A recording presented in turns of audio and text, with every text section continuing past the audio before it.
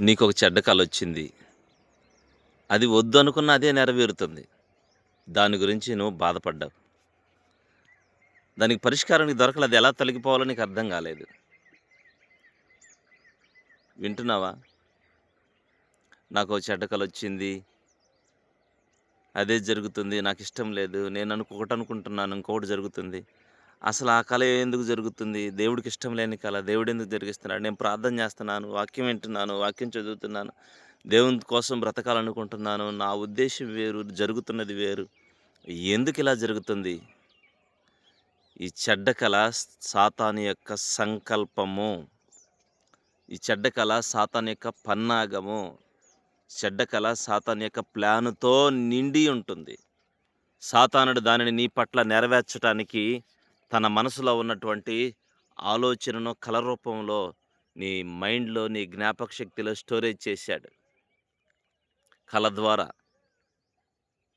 దాని వలన వాడు నీ జీవితంలో పని చేయటానికి ఆస్కారం ఉంటుంది. అది నీ జ్ఞాపక శక్తిలో స్టోర్ కాకపోతే సాతానుడు దాన్ని నీ జీవితంలో నెరవేర్చలేడు. స్టోర్ అయితే వాడు దాన్ని చేయగలుగుతాడు. దానికోసం వాడు కలను ఆధారం చేసుకుంటున్నాడు. దానివలన ఆత్మీయంగా నువ్వెంతో కోల్పోయావు.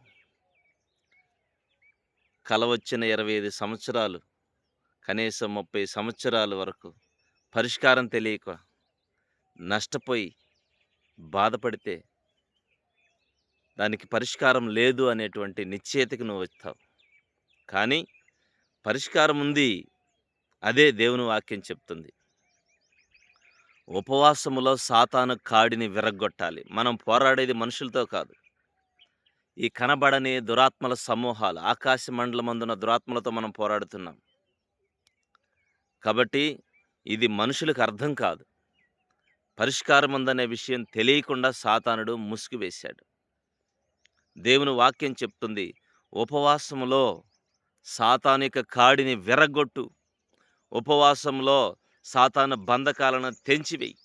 ఉపవాసములో సాతాను యొక్క ఆలోచనలను, క్రియలను లయపరచు. ఉపవాసం సంపూర్ణ రాత్రిని ఉపయోగించుకోవాలి. ఇంటిలో కూడా ఉపవాస ప్రార్థనలు ఏర్పరచుకోవాలి. వ్యక్తిగతంగా కూడా ఉపవాసాలుండాలి.